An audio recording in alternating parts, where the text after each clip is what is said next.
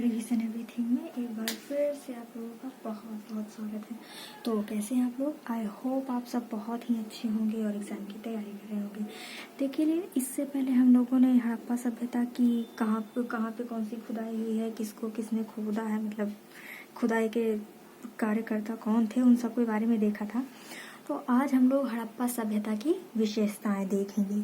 वैसे देखिए, हम सबको पता है कि हड़प्पा सभ्यता नगरीय संस्कृत थी, मतलब नगरीय सभ्यता थी और वो लोग धार्मिक प्रवृत्ति के थे। लेकिन कई बार रिटन एग्जाम्स में पूछ लेता है ना कि कैसे प्रूव करेंगे कि आप नगरीय सभ्यता ही थी हड़प्पा सभ्यता, या वो लोग धार्मिक प्रवृत्ति के थे, कैसे प्रूव करेंगे। तो उसी को लेकर आज हमारा ये वीडियो है और चलिए शुरू करते हैं। देखिए, हम हड़प्पा सभ्यता की विशेषताएं। तो पहली विशेषता है नगरीय सभ्यता। देखिए, सिंधु घाटी की सभ्यता अपने समय की एक विकसित नगरीय सभ्यता थी। इस सभ्यता के स्थलों में अधिकांश विशाल व सुव्यवस्थित नगरीय बस्तियां हैं। इस सभ्यता के स्थलों में से अधिकांश विशाल व सुव्यवस्थित नगरीय बस्तियां हैं।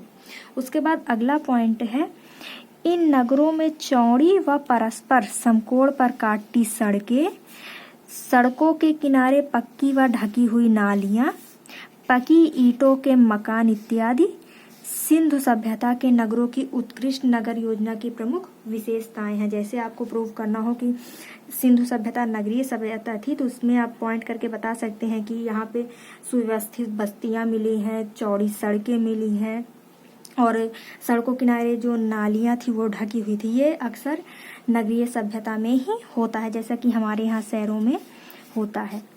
अगली विशेषता है हमारी धार्मिक प्रवृत्ति।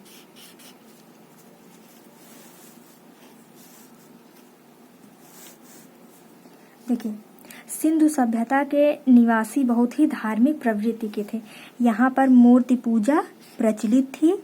मातृ देवी की पक्की मिट्टी की मूर्तियां व शिवलिंग इत्यादि प्राप्त हुए हैं, जिससे पता चलता है कि ये लोग पूजा वगैरह करते थे। उसके बाद है, मोहनजोदड़ो से प्राप्त एक मुहर पर पशुपति शिव जैसा चित्रण मिलता है। किसके जैसा? पशुपति शिव के जैसा। कालीबंगा व लोथल सहित कुछ स्थानों से अग्नि पूजा या अर्थात यज्ञ की चर्चा मिली है या प्रमाण मिले हैं। इसके अतिरिक्त वृक्ष पूजा, जिसमें पीपल वृक्ष की पूजा होती थी, पशु की पूजा जिसमें कुबड़ वाला बैल था, उसके बाद बलि इत्यादि के प्रमाण मिले हैं। सिंधु सभ्यता के किसी भी स्थल से कोई मंदिर का इत्यादि के प्रमाण नहीं मिले हैं। देखिए, यहाँ पे जो मूर्ति वगैरह मिले हैं, साक्ष्य वगैरह मिले हैं, जिससे पता चलता है ये लोग पूजा पाठ करते थे, लेकिन मंदिर के कोई भी साक्ष्य नहीं मिले हैं। इसलिए आपसे अगर कभी भी पूछा जाए कि कैसे आप सिद्ध करेंगे कि सिंधु सभ्यता के लोग धार्मिक प्रवृत्ति थे, तो आप उनके सामने कह सकते हैं कि वहाँ से जो साक्ष्य मिले हैं उनमें मूर्ति पूजा के साक्ष्य मिले हैं, मातृ देवी की पूजा मिली है, मतलब मातृ देवी की पकी मिट्टी की मूर्तियां मिली हैं, शिवलिंग प्राप्त हुआ और पशुपति शिव जैसा चित्रण मिला है ना। इन सब साक्ष्यों से आप कह सकते हैं कि जो सिंधु सभ्यता के लोग थे वो धार्मिक प्रवृत्ति के थे। अगला पॉइंट है हमारा समाज की। सिंधु सभ्यता का समाज कैसा था? देखिए, सिंधु सभ्यता के प्राप्त अवशेषों से अनुमान लगाया जाता है कि सभ्यता मात्र सत्तात्मक थी, यानी यह सभ्यता मात्र सत्तात्मक थी। समाज में 4 वर्गों का अस्तित्व था, जिनमें शासक, पुरोहित, व्यापारी और श्रमिक थे। यानी जो समाज था सिंधु सभ्यता का वो 4 वर्गों में बटा था, जो कि शासक, पुरोहित, व्यापारी व श्रमिक थे। हमारी अगली विशेषता है अर्थव्यवस्था कि सिंधु घाटी सभ्यता की अर्थव्यवस्था कैसी थी। देखिए, सिंधु घाटी सभ्यता की अर्थव्यवस्था का मुख्य आधार उन्नत देशी व विदेशी व्यापार था। यानी इनकी अर्थव्यवस्था का मुख्य स्रोत विदेशी व्यापार था। व्यापार में मुख्यतः वस्तु विनिमय प्रणाली प्रचलित थी, अर्थात वस्तुओं का आदान प्रदान से काम चलता था। यानी पैसे बहुत ज्यादा नहीं लिए जाते थे, मतलब आप हमको कोई वस्तु दीजिए, उसी के बदले हम आपको कोई वस्तु देंगे। जैसे कि मान लीजिए आपके पास चावल है, हमारे पास गेहूं है, आपको हमें चावल की आवश्यकता है और आपको गेहूं की, तो आप हमें चावल दे दीजिए, हम आपको गेहूं दे देंगे, यानी कि वस्तु विनिमय प्रणाली प्रचलित थी। उसके बाद है विदेशों से कच्चा माल मंगाया जाता था और यहाँ से तैयार माल निर्यात होता था, यानी आयात निर्यात भी होता था। उसके बाद है विदेशी व्यापार में सिंधु घाटी की सभ्यता का संबंध मेसोपोटामिया, बदख्शां, ओमान और अफगानिस्तान से था, यानी इन जगहों से सिंधु सभ्यता का व्यापार होता था। उसके बाद है सिंधु घाटी की सभ्यता में कृषि व्यवस्था भी थी, यानी केवल और केवल व्यापार ही नहीं होता था बल्कि कृषि भी होती थी जो कि बहुत उन्नत थी। यहाँ से जौ, गेहूं, कपास, मटर, सरसों, तिल व चावल के प्रमुख फसलें थी और साक्ष्य मिले हैं, और जो चावल है वो गुजरात के क्षेत्रों से मिला हुआ है। और उसके बाद है विश्व में सर्वप्रथम कृषि उत्पादन का श्रेय सिंधु घाटी सभ्यता के लोगों को ही जाता है। ये बहुत ही जरूरी है, बहुत ही इंपॉर्टेंट क्वेश्चन है। अगर आपसे पूछा जाए कि सबसे पहले कपास उत्पादन कहाँ हुआ था, तो वो सिंधु घाटी सभ्यता में ही हुआ था। उसके बाद है कालीबंगा से इस सभ्यता के काल में हल चलाने के प्रमाण मिले हैं, यानी अगर आपसे पूछा जाए कि हल चलाने के प्रमाण कहाँ से मिले हैं, तो वो है कालीबंगा से। उसके बाद है कला व तकनीकी। देखिए, शिल्प, कला व तकनीकी ज्ञान की दृष्टि से भी सिंधु घाटी की सभ्यता के लोग बहुत ही विकसित थे। यहाँ पर तांबा और टिन मिलाकर कांसा बनाया जाता था। तांबा और टिन मिलाकर कांसा बनाया जाता था।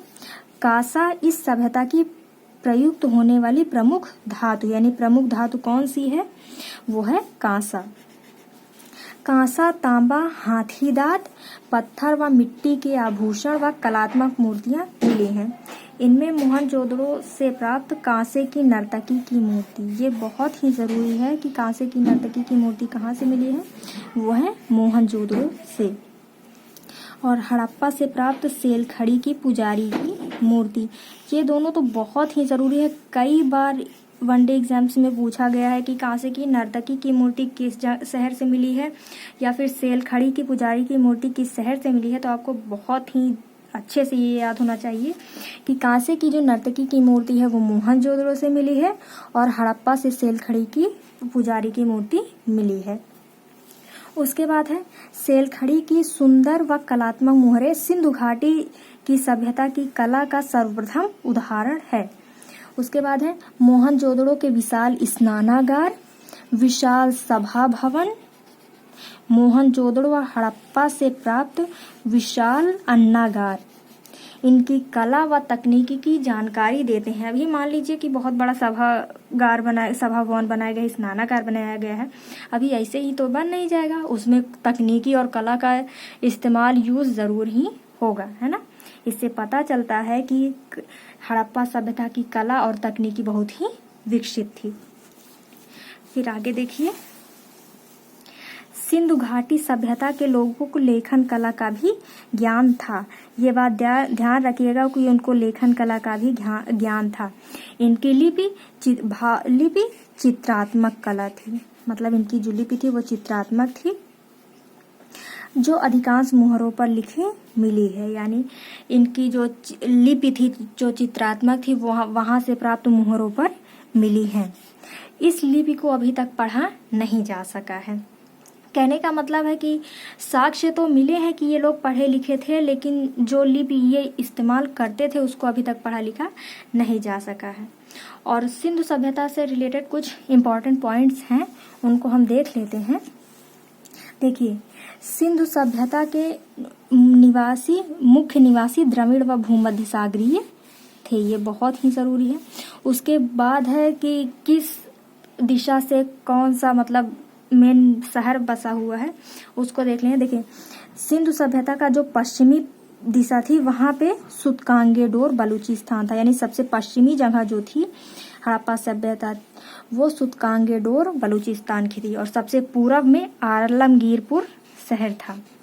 उसके बाद सबसे ऊपर या उत्तरी वाला पॉइंट जो था सिंधु घाटी सभ्यता का था वो मांदा जम्मू कश्मीर था, और सबसे दक्षिणी पॉइंट जो था वो दाइमाबाद महाराष्ट्र में है। और उसके बाद देख लीजिए जो सिंधु घाटी सभ्यता के बड़े नगर हैं वो है मोहनजोदड़ो, हड़प्पा, धौलावीरा, राखीगढ़ी और कालीबंगा। उसके बाद मुख्य बंदरगाह देख लीजिए, मुख्य बंदरगाह है लोथल व सुतकोतड़ा। उसके बाद है कि कहाँ से कौन से साक्ष्य मिले हैं। देखिए जुते हुए खेत एवं नक्काशीदार ईंट कालीबंगा से मिले हैं। और अन्नागार सबसे बड़ी इमारत है। अगर आपसे पूछा जाए कि सिंधु घाटी सभ्यता की सबसे बड़ी इमारत कौन सी है, वो है अन्नागार। उसके बाद देखते हैं हड़प्पा से क्या क्या चीजें मिली हुई हैं। हड़प्पा से कुम्हार का चाक, श्रम आवास, अन्नागार, मातृ देवी की मूर्ति, लकड़ी की ओखली, ताबूत, हाथी और एक श्रृंगीय जानवर के अवशेष मिले हुए हैं। मतलब हड़प्पा से ये सारे अवशेष मिले हुए हैं। उसके बाद देख लीजिए मोहनजोदड़ो से, मोहनजोदड़ो से हमें पुरोहित आवास, स्नानागार, कपास, अन्नागार, कुआं, चौड़ी सड़कें, पशुपति शिव जैसा चित्रण, सभागार, कांसे की नर्तकी की मूर्ति और तांबे का ढेर मिला हुआ है। उसके बाद है चन्हूदड़ो, चन्हूदड़ो से हमें काजल, गुड़िया, मनका, सुई धागा और अलंकृत ईंटों के साक्ष्य मिले हैं। और ये अलंकृत ईंटें ये तो बहुत जरूरी है क्योंकि कई बार पूछा गया है कि अलंकृत ईंटें कहाँ से मिली हैं, जो कि चन्हूदड़ो से मिली हैं। और लिपि देख लीजिए, जो सिंधु घाटी सभ्यता की लिपि थी वो भाव चित्रात्मक थी, जो कि दाईं ओर से बाईं ओर लिखी जाती थी। देखिए अगर हम हिंदी या इंग्लिश कोई भी कुछ भी लिखते हैं हिंदी और इंग्लिश में, तो वो हम बाईं ओर से दाईं ओर लिखते हैं। जैसे हमने हिंदी में ही लिखा हुआ तो देखिए बाईं ओर से दाईं ओर की ओर लिखा गया है। जबकि जो सिंधु घाटी सभ्यता थी उसकी जो लिपि थी वो दाईं ओर से बाईं ओर की लिखी जाती थी, यानी इधर से इधर की ओर लिखी जाती थी। ओके, आई होप आप सबको वीडियो समझ में आई होगी और पसंद आया होगा। मिलते हैं नेक्स्ट वीडियो में। Thank you.